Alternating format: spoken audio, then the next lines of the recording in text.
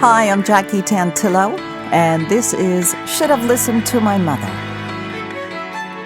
What do playing the drums, a knack for talking your way into getting discharged from a psychiatric hospital and getting expelled from school do for one's career? Mike Veny is here to fill us in just a moment. Mike is a keynote speaker, corporate drumming event facilitator for team building, author of the best-selling book, Transforming Stigma, How to Become a Mental Wellness Superhero. He was recognized as a certified corporate wellness specialist with the Innovation and Excellence Award in 22 and 23. What's more, his commitment to mental health advocacy was recognized with the NAMI, New York State 2023 Leader of Mental Health Awareness Award. And for those not familiar with NAMI, it's the National Alliance of Mental Illness, and it's a nonprofit organization. Just to be clear, Mike is not a mental health professional.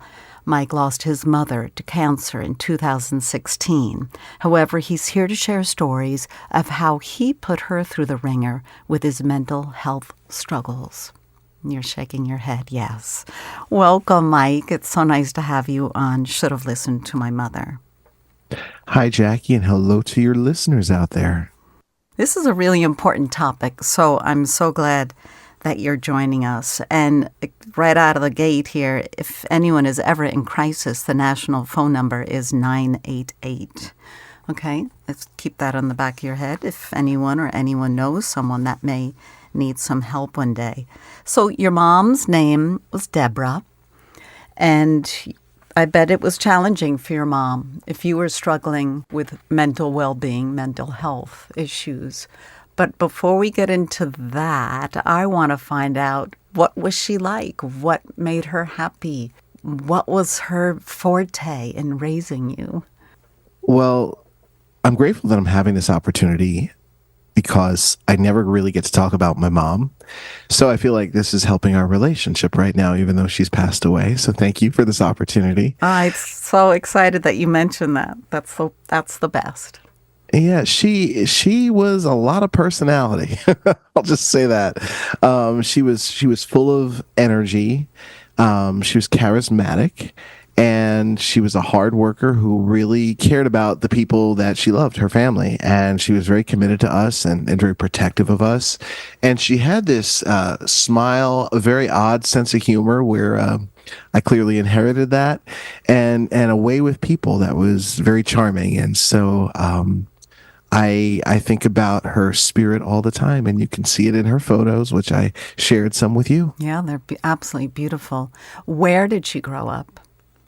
She grew up in Brooklyn, New York, and when she met my dad, they moved to Long Island, which, for those of you that don't know New York well, Brooklyn is a part of Long Island, but doesn't like to associate with it. They like to say, okay, we're the city. And yes, it is New York City, but it's still on Long Island. So she basically moved to Long Island, Nassau County, with my dad, and then they had me and my brother. And did she continue her education as a teen? Was it the kind of thing where she had to work, or she worked when she was raising you and your brother? She had an associate's degree and then went back to school later on in life. But most of her life, she was a secretary or executive assistant, as we say now, but that was the title they used back then, for different companies and a college, and that was her thing. Her main focus was benefits. You have to have a job with benefits and consistency. It was like a folklore in my family. Like, you had to work in a school so you have benefits and consistency in a job. Which I totally get, and I respect that even for today. That's such a wonderful opportunity to have those benefits. How old was she when you were born? It's a good question. I don't know. I think she was in her early 30s. Okay. And you're the oldest of two. Yeah, I'm the oldest of two. There's my younger brother, Jason. And yeah, we miss her. She passed away in 2016. And yeah, she was just full of life. I mean, prior to dying of cancer, she was traveling all the time. So aside from her work as a secretary, she would do some volunteer work and constantly travel. I thought something was wrong with her. We even confronted her and say, what's wrong with you? Why do you travel so much? Only to realize that years later, I'd be traveling all the time as a speaker. So clearly You It's know, in the that came from genes. it's totally in the genes. And so in fact the microphone that I'm on right now, I travel with in my suitcase in case I have to do a podcast from wherever in the world. Right. And so yeah, that was my mother. And did she travel for fun or for business or both? It was mainly for business, but she enjoyed the travel of business. So it's interesting because I was just literally doing a presentation this morning to a financial company, and we were talking about business travel and mental health, which is its own subject area right there. Uh-huh. And she enjoyed the business travel. So it was a volunteer thing because she was trying to become a rehab counselor before she passed away. That was her thing. She wanted to do that. So she got some volunteer opportunities to get hours and practice, and she enjoyed the work, but she also enjoyed the actual travel, the going to the airport, staying in different hotels and all that stuff. And I find that I inherited that where, even when I'm halfway across the world, I don't know, I enjoy the whole process of travel. Everybody in the airport is, out of their minds, frustrated with flight stuff. And I'm just, Well, you I'm got enjoying it. Deborah right by your side, so that's pretty cool. You Yeah. take her wherever you go. I never thought of it like that, but I'm going to start to. Oh, that's the best. It's very easy to do too, right? Nothing. You don't have to put anything extra in your suitcase, Mike. Don't. Don't. So why? I'm curious. You mentioned she wanted to be a rehab counselor. Was that because what she learned while raising you, or was this an interest before kids were in the picture? That was a great question. The subject of education and career growth has always been this giant question mark in my mind, in my family, because, and also it's different generations, people would pursue work for different reasons. At one point it was survival. When she was growing up, her mom just had to do whatever to make money to feed the kids. It was that simple. But for her, getting access to higher education was like a major goal, just access to that. And I think for her, I don't know if it's that she liked the idea of rehab counseling or she just thought it would be good money or something that she could just naturally do, but she was committed to it for some reason. She didn't ever express necessarily a passion about it, but liked what she was learning. So she was definitely a lifelong learner, which as I'm talking to you, this is like a therapy session for me. I love this. Oh, yay. Like, amen. And the world gets to hear it. And so I realize, one of the things I inherited from that was becoming a lifelong learner myself in different ways. And so that was her reasoning for it. So she never really talked about what she wanted to do. I mean, she occasionally did with it, but it was more about just the journey, which was pretty cool. How did she have time to volunteer when she was working and raising you and your brother? Oh my. That's a question that That sounds like a mom. that sounds like a mom. Moms are the hardest working people on the planet, by the way, in my opinion. That's just my opinion. She found a way to do it and found a way to exercise and work out and do other things. So I am not really sure how she found that time, even as I think about it now. But I know for me, once again, I'm learning a lot about myself through this time with you already, that I dance with a lot of different things happening in my life too. So maybe I got some of that from her. Her as well. And what kind of organizations did she volunteer for? One was a counseling organization that did rehab counseling. And I don't remember the name of it off the top of my head, but I knew she liked the people that worked there and got along with them. And it gave her a sense of community, which was nice too. I could tell that when she talked about it.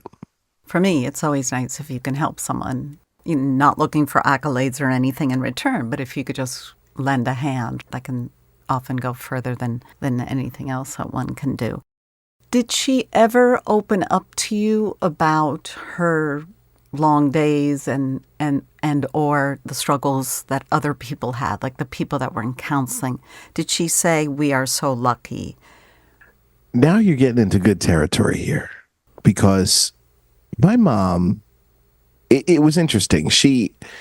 I don't want to use the word shallow because I'm not trying to criticize her, but conversations only went to a certain depth when she was talking about anything. So she would tell me maybe about some of the people she was serving, but she wouldn't say much other than about their personality traits or whatever, or something funny that they said, not really going into the depth of their experience and what we could learn from that or see it in the perspective of our lives. And so that was something that I'm going to say was one of her weaker traits. I'm not trying to knock her in any way because she made me who I am. And I actually think it contributed to a lot of my mental health challenges because she wasn't able to go as deep as maybe I would have needed or others would have needed. Was it because the privacy issues of not talking about the people she was, affiliated with or working with and doing the volunteer work, or it just that it wasn't her personality? She didn't know how Yeah, to it was her personality. I mean, obviously, yes, privacy issues. She never would say a name or anything like that. But whether it was the rehab counseling or anything else, or even my own mental health stuff, it would only go to a certain depth. And that's something that I learned later on in life, actually, as she was dying, that was an issue that really caused a lot of struggle for me, especially having a child who was very emotional and not knowing how to help them really self-soothe other than, okay, we need to just like get you calmed down. So let's give you something to calm you down. Okay. And what was her childhood like? Do you know? Was it a happy household? Your maternal grandmother, grandfather? My grandmother, her mother, I mean, I had a great relationship with that. That's a whole separate episode right there. Yep. But my grandmother, from what I understand, worked really hard and was single because her husband was acting out with other women and she had to kick him out. And so from what I understand, it was a great household, but I could always tell, and this is something I've had to learn about people, that there's what people don't say. Sometimes what people don't say is more important than what they do say. There was just a lot of like things that were not ever discussed on a deeper level. And I think that goes with the whole keeping things kind of shallow that she would do. She would tell us facts about stories that happened, but not really go to the Emotional more in-depth side of things. Yeah, like you and I are doing that right now in this moment. We're going to that right away. Right away, which thank you for that. Oh my God, that's giving me so much comfort. But my mom wasn't like that. And so I realized that for me, what I put together, this is only Mike's interpretation of the story, that she probably dealt with trauma in some different ways and never had the understanding, ability, resources to process that, to work through it, and just basically, as many people who deal with trauma, just become survivors and have to become strong in their own way. Absolutely. They figure out their way to put one foot in front of the other, and they put on that facade, the shield is up, and they think that they're all okay, and it's hard. Yeah, and she thought she never had problems in her mind. She actually told me she was perfect once. Wow. She was perfect egotistically, or her life was perfect? Well, I'm loving this therapy session I'm getting here. Ego is a great term because I am not a therapist, as you said. Thank you for saying that. And I believe I'm about to bring up something for those of you listening. This is something that comes up so much in our society, this conversation, and I'm going to navigate it very delicately as I do. My mom never had a mental health diagnosis, and I believe that you can't diagnose someone. Something that people do a lot in our society is they say, well, I don't like this person. They're such and such. They got this kind of issue. I can tell. No, you can only be diagnosed by a mental health professional in a clinical setting, and it's confidential. So I will say this. Some of the interpretations I had of her behavior were what one might call narcissistic. And there was a manipulative side that would come out that was also a part of her charm, too. Oh, yes. We're getting into the good stuff here, right? And so I'm not saying it as I'm not criticizing her because I have narcissistic traits too, like we all do as people. But I felt that sometimes they were a little on the disproportionate side. And one thing I did notice about her towards the end of her life was that she never really had close friendships. Like she would have people she would spend time with that she would call friend, but it wasn't like a deep bond that was consistent. And that was something that I picked up in my journey in therapy. Mm-hmm. Was it a generational thing kind of, or she could have had friendships if that's what she was inclined to? That's a really good question. I don't know, but I will say this, and this is something that has come up a lot. And that's sometimes, and forgetting the whole neurodiversity conversation for a second, like pretend that doesn't exist.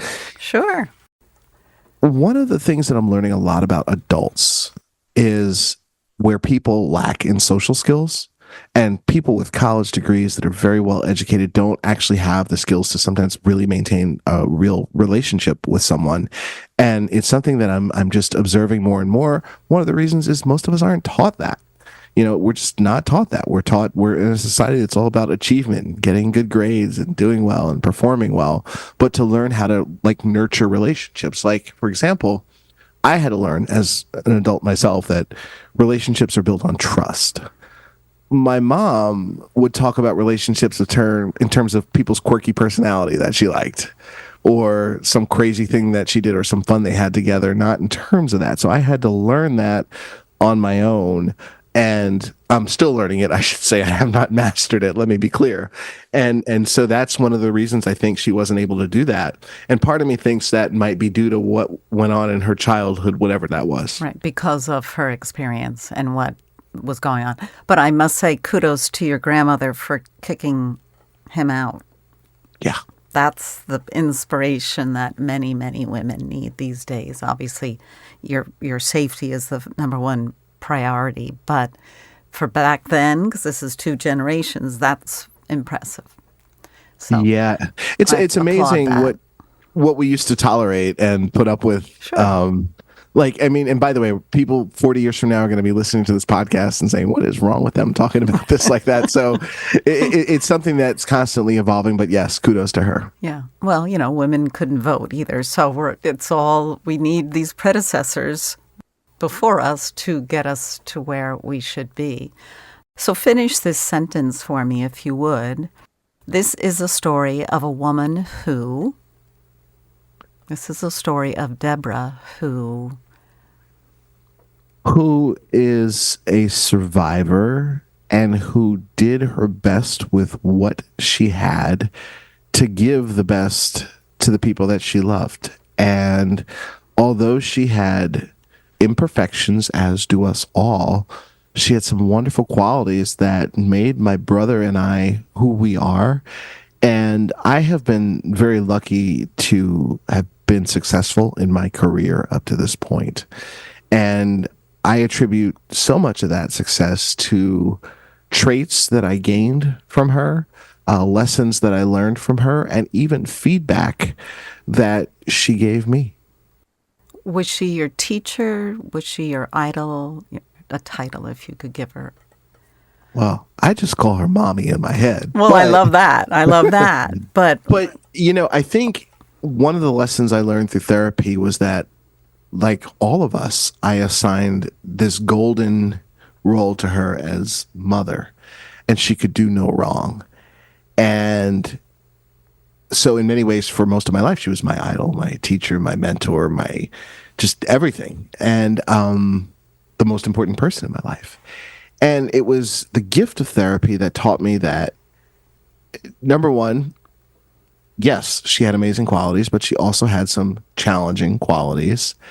And to be able to learn, to be able to love both and appreciate both was important for my growth and actually being able to love her more. So I think even though she has passed away and I have not, had any interaction with her since she passed away, obviously, I've grown to love her more because I appreciate all aspects of her. All that she was, all that she did, all that she tried to do for us for you, without the hesitation. Did she laugh? Did she tell jokes? Did she have bad jokes? She had jokes that I just cannot repeat ever anywhere. Because of the language? Just everything. The topics, the language. And you know what? I have some of that in me too. Like people, even friends ask me, like, how do you even like get on podcasts and do these things? And I'm like, I know when to, draw the line. Yep. And so definitely a lot of laughter in that household. Oh, that's fantastic. That's very healing. What were her dreams for you? She wanted me, again, this is like a whole nother episode. She kind of told me what she wanted me to do. And that was become a music teacher. Like it was almost this prescription for success given to the family. You become a teacher in the education system, particularly the Uniondale School District, which is what we were part of. My brother and I talk about it all the time. We laugh about it. Like, what the heck? They were like drinking some kind of cult drink about being a teacher, and it had to be in this one area. And in my mind, though, I also know that, people live in their own reality with, the world they see. And that's how they saw the world. My mother, my uncle, who was a principal in the Uniondale School District, and even my grandmother would chime in, yeah, you need to go into education. Like, that's the thing, that's the prescription. So when I started on this journey as a mental health speaker and a drummer, there was a lot of resistance and confusion even as to what I do. And I do think right now, if she were alive, she'd still be a little confused about what I do and how I make money and all that stuff. Did you play the drums right in your house? Did she appreciate you putting it on the drums? She loved the drumming. My behavior, that was another thing when I was acting out, but she loved the drumming. And one of the things I vividly remember is, oftentimes when we're striving for something, we look for validation. And I would play drums and sometimes look forward to coming upstairs from the basement, and she would tell me her feedback on what she heard and what she liked. And I miss that, to be very honest with you. I miss those days. And the thing that it actually taught me two things. One, that oftentimes I was chasing validation when I was doing something, and it actually got me to learn to focus better on just the drumming and just being one with myself and not worrying about other people. Even before we recorded this, by the way, I was actually doing some drumming here in my apartment to warm up for an event tonight, and just enjoying being in the music for myself. There you go. So what genre of music do you like drumming to? Anything with a strong groove. I love a groove. Like, my whole thing is, if it makes me move, I want to play it. And truth be told, that could be country music, that could be R&B, but generally it's on the R&B, funk, hip hop side of things. And there's what something. Were you playing before? Is there one particular song you were playing before you came on? Oh yeah, I was doing some Marvin Gaye and Tammy Terrell, "You're All I Need to Get By." Oh, what a wonderful song! There you go. and "Lean on Me" by Bill Withers, and it's so goes with the theme of this episode on many levels. And I remember even my mom liking "You're All I Need to Get By" and Marvin Gaye, and so that was in my mind too as I was getting on the episode today. Yeah, music is. I don't play the drums, but I love the drums. But I love music. So music is this transformational energy for me. If I'm having a bad morning, bad day, something didn't go as I was expecting it to go, I put the music on and boom, my vibration goes through the roof. And I think it's so valuable for me. And I know there are many, many people that really just music changes their life. I agree. And can I just say something to that? Because it goes very much with what's happening right now in this moment. And for those of you listening, pay attention. One of the lessons I learned from my drum teacher, and I still take drum lessons. I have had different drum teachers throughout the years, but my current one taught me a valuable lesson about art. And he said, all art is a conversation. So if you're listening to a band that you like, you're listening to the conversation the musicians are having with each other. If you're listening to this podcast right now, you're listening to the conversation that you and I are having, Jackie. And you might even be having a conversation in your own head about the conversation that we're having. And mental health is also about conversations that we have with ourselves. And so when he taught me that, it really got me thinking about the conversations I'm having with myself in any given situation, and gave me a new awareness around that. Is it the same thing? Because I know exactly what but I talk to myself all the time. I think myself through when I'm writing an introduction or I'm looking for, a way to express something. I have to say it out loud for it to resonate.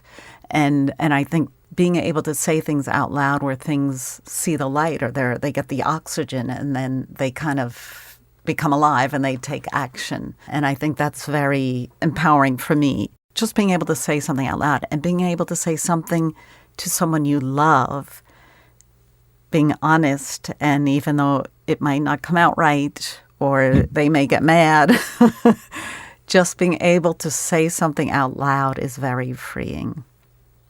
It is. And one of the benefits of what we're doing right now is when this episode comes out, and I'm going to share it on my social media and tell my friends about it and listen to it. But I'm going to get to hear the conversation that we had and hear myself and how I sounded in it, which in and of itself is going to give me more awareness around some things. And so I think this whole idea of conversations and music and mental health and even conversations I had with my mom is just very important. Yeah. So you are also the co-host of Better Mental podcast and co-host of CET Talks podcast. Tell us and my listeners, because I love what you do with the drumming, and I bet that helped you a lot with your mental illness and balance. Sure. So tell us what you do as this public speaker. Well, most of my time is spent speaking at corporate events. Corporations hire me to come in, do conferences, conventions where I'm the keynote speaker. So I'm running my mouth on a stage. And what's interesting about that is I'm an introvert, Jackie. I'm an introvert. So I've had to really learn to work that. But separately from that, I'm the co-host of two podcasts. One is Better Mental. That's all about being self-employed or freelancer and dealing with mental health challenges. And if you are listening and you know what I'm talking about, if you work for yourself or a freelancer, that comes with its own mental health stuff, plus whatever mental health stuff you have, prior to that, coming all together can be challenging. The other podcast is about continuing education, and my company is a continuing education company. We got accredited in 2020 to give continuing education units CEUs for our courses for human resources and teachers and different things like that. So part of the reason I became the host of it, I volunteered, I should say, was because I wanted to learn more about continuing education so I could help the people that we serve. And it's been a fantastic experience. I actually enjoy it so much that I told my co-host that this is just good for my mental health. So when are we recording next? But I do want to say this, and this is the first time I am publicizing this, that I'm working on a new podcast, which is a solo podcast, just me. And it's going to be a video podcast next year. And it's called Coffee with Mike. And during the show, I'm going to be drinking coffee and talking about mental wellness and belonging for leaders. So we're super excited for the show because we've got a lot of topics that are just so relevant to people. And if you can withstand hearing my voice, this is the voice that will be on the show talking to you the entire time. And the CET Talks podcast is Continuing Education Talks. And people can, if they just Google CET Talks, they can find it. Yep. And that's a great one because we are in a world now where anyone and everyone has something online that they're selling that they can teach you, right? But how do you know if it's legit? How do you know if it's really going to change you? The nice thing about the Continuing Education podcast that we have really talks about what makes learning work and how do you know if something is legit that you're taking, and how do we improve just verifying people's credentials and making sure people who are who they say they are and growing their skills. That's wonderful. I love continuing it. I think it's great for everybody, and I think it keeps our brains sharp, and you meet people, and it's a conversation starter. It is. Oh my gosh, I'm going to take Deborah with me every time I go on a trip. I'm telling you, Mike. I love that. By the way, I want to thank you personally right now.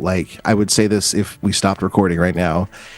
That idea of taking Deborah with me, my mother, I'm going to be sitting with that one because that's going to actually be very healing for me as I continue on my own journey to remind myself that she is with me when I'm traveling and doing other things. Yeah, and perhaps help her because she's transitioned now into a new space, depending on what you believe. But I think it works for me anyway. Yeah. Mike Veny, thank you so much. That's been a real pleasure. Thank you. And we'll be back next week with another episode of Should Have Listened to My Mother.